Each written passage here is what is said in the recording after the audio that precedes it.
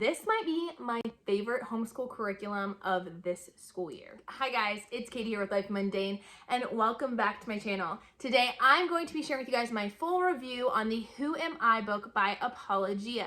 Now this book is the second in a 4-part series from Apologia on how to develop a biblical worldview.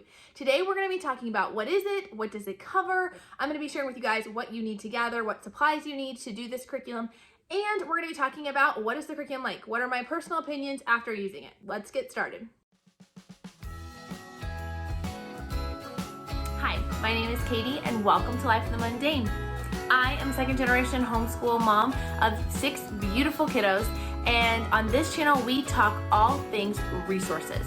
I love to share with you resources that are going to help you in your homeschooling and help encourage you in your biblical parenting, and how you can utilize those to their fullest potential so that you can make the most of the little moments. So what is Who Am I?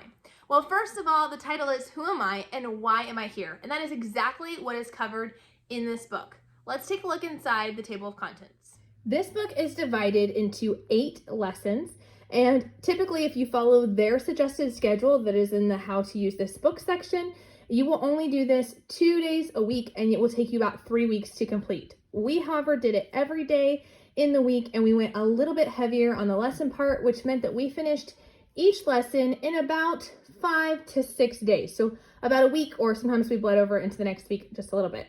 But here are the topics that are covered. What are we doing here? This is really talking about how we are created in God's image. What does that mean, and what does it not mean? In lesson 2, we'll talk about what will you make today. This is talking about the concept that God is a creator, and if we are created in his image, we were also meant to be creators, to use our gifts, how we all have different strengths that he's given us. And this was a really fun chapter to go over with the kids. Lesson 3, What's on Your Mind, and lesson 4, Can You Trust Your Feelings, were probably the 2 most pivotal and inspiring and just impactful lessons on my kids by far. These are seriously the meat and potatoes of this curriculum. What's on Your Mind is really talking about taking every thought captive, understanding that garbage in is going to produce garbage out, and so on and so forth. And what you can do when you have those thoughts in your mind that are not pleasing to God.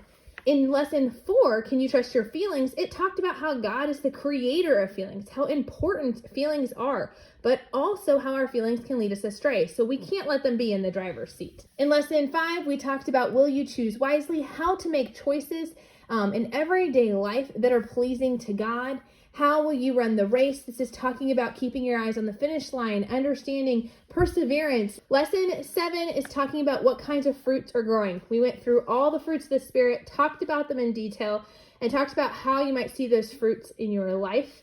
Lesson 8 was Who Do You Think You Are? This is really where the rubber meets the road. This is the idea of we've just spent the whole book talking about who you are, and now we're going to see, do your actions match the things that we have learned? This book is designed for 6 to 14-year-olds is their recommendation.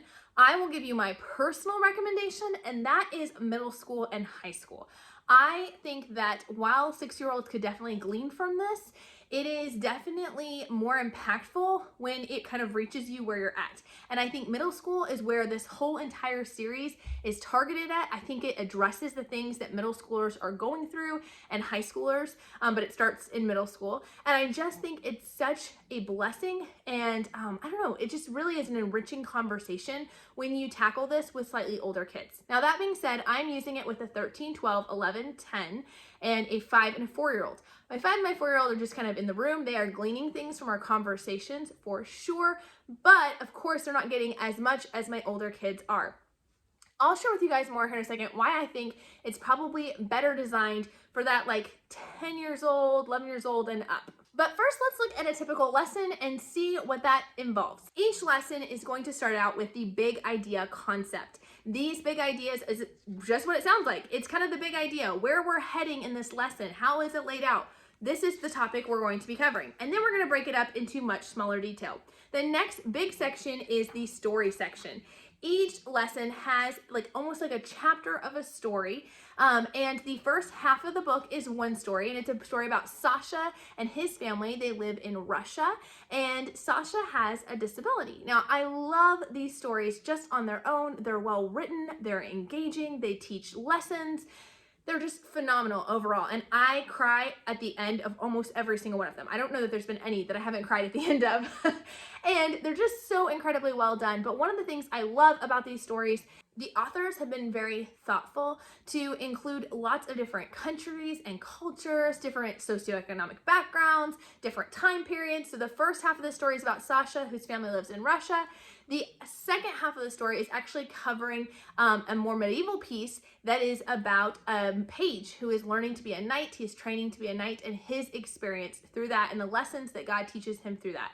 I really cannot recommend this enough. They've done a fantastic job with these lessons. And when you initially get it, you might flip through these pages. Do you see how small that text is?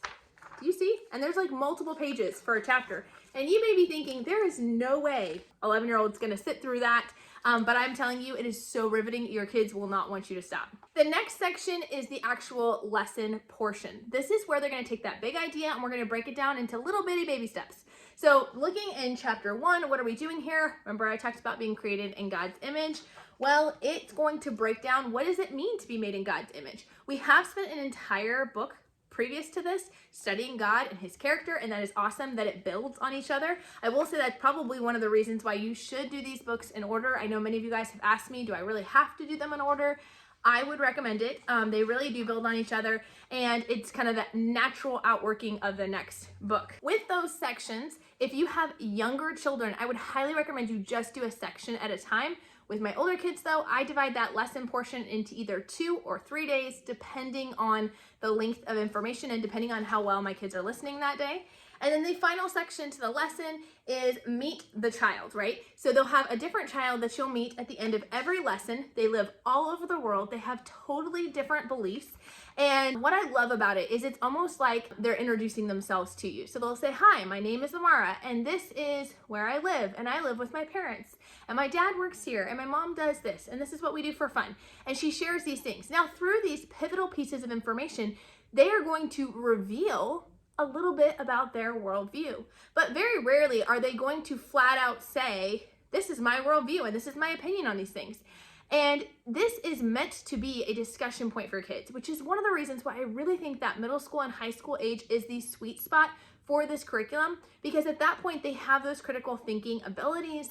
They've had sort of more of the training to be able to spot out truths, and you're able to talk through it with your kids. So they will say, sometimes they'll say if they go to a church or if they don't, sometimes they'll say, you know, what they believe, but there's a lot that's revealed just in the family values and just in the way that they live or they eat or the way they work. And so I love this because that's real life. Very few people come up and say, hi, I'm Katie. I'm a Christian and I believe da da da da da da.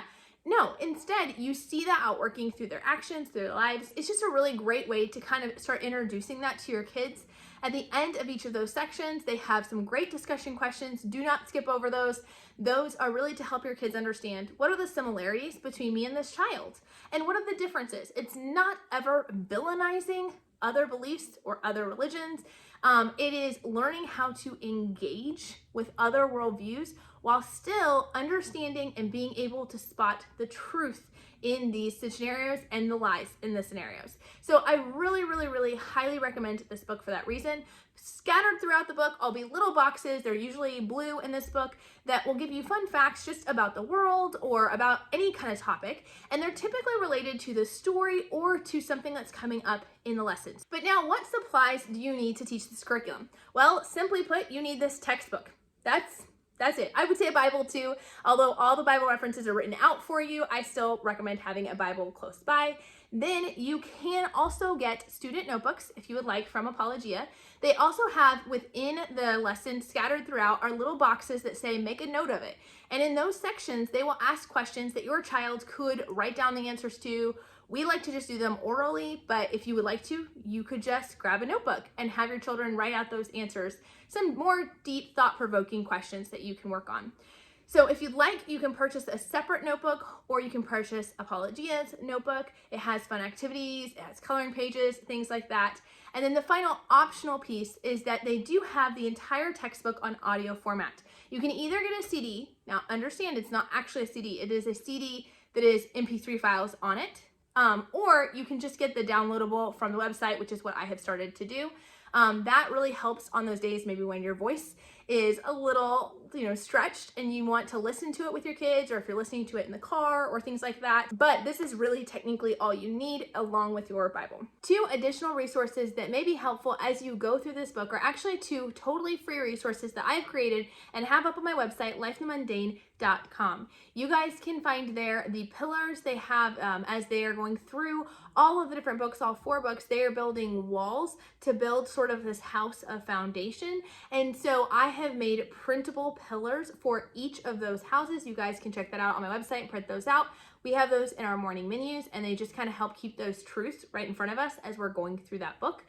Also, though, I have made a truth chart. Now, it's not because of this book, but I made it at the same time we were going through this book, and I really think the 2 go hand in hand, where you talk about your emotions and then about God's truth. I will include links to both of those down in the description below. So what were our opinions? Well, I already kind of spoiled that when I said that this is probably my favorite curriculum that we have done this year, but I just have to say why.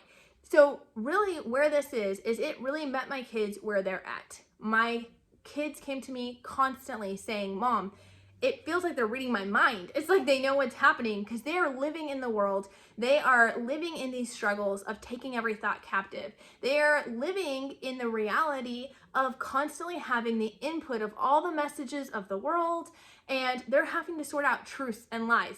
And this is helping address those very real things. And they are at that critical thinking stage where they're starting to see they're kind of out of that black and white phase and into more of that reasoning phase. And this is perfect for that. I love the diversity that's represented within these books.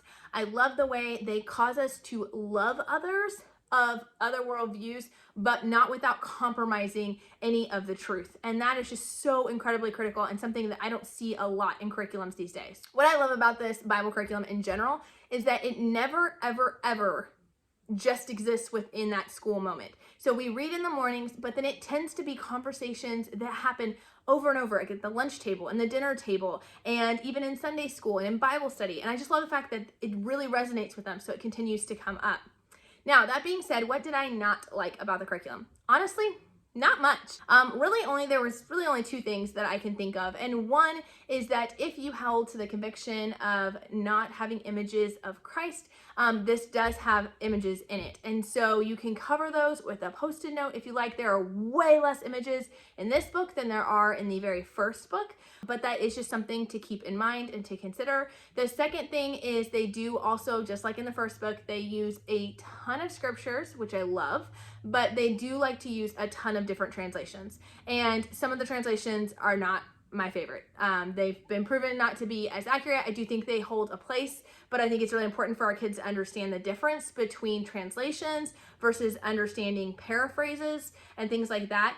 So I just kind of handle that on my own. I either will just open my Bible, and when it's written in a different translation, I'll just read it out of my Bible instead of reading it out of the text, or I will present it to them as a paraphrase instead of as a straight scripture quote, if that makes sense. They always note next to the passage what translation they're using, and if there's no translation mark next to it, it means that it's used in ESV. If you guys would like to know what I thought of book 1, the Who Am I series, be sure to check out this video right here and stay tuned and subscribe, because coming up soon I will have book 3, Who is My Neighbor. Hopefully in the spring I will have that review coming out for you guys as well. We'll talk to you guys later. Bye!